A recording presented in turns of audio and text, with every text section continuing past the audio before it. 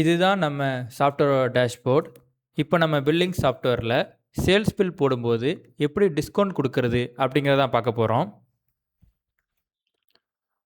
Open POS இந்த பட்டனை click பண்ணிங்க அப்படின்னா நம்மளோட பில்லிங் ஸ்க்ரீன் ஓப்பன் ஆகிடும்.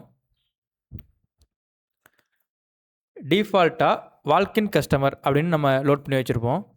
இங்கே நம்ம நியூவாகவும் கஸ்டமர் ஆட் பண்ணிக்கலாம், இல்லை எக்ஸிஸ்டிங் கஸ்டமரை சர்ச் பண்ணி எடுத்துக்கலாம். நான் சர்ச் பண்ணி காட்டுறேன். இப்போ கஸ்டமர் செலக்ட் பண்ணிட்டோம்.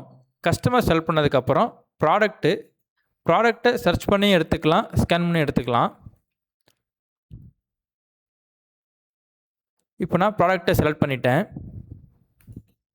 இன்னொரு ப்ராடக்ட் செலக்ட் பண்ணிக்கிறேன்.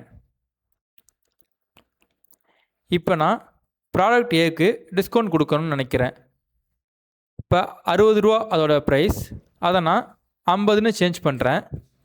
இப்போ 10 ருபீஸ் டிஸ்கவுண்ட் கொடுத்துருக்கேன்.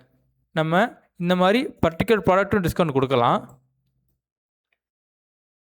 டிஸ்கவுண்ட்லேயே டேரெக்டாக நீங்கள் வேல்யூவும் கொடுக்கலாம். இப்போ நான் 5 ருபீஸ் அப்படின்னு கொடுத்தேன்னா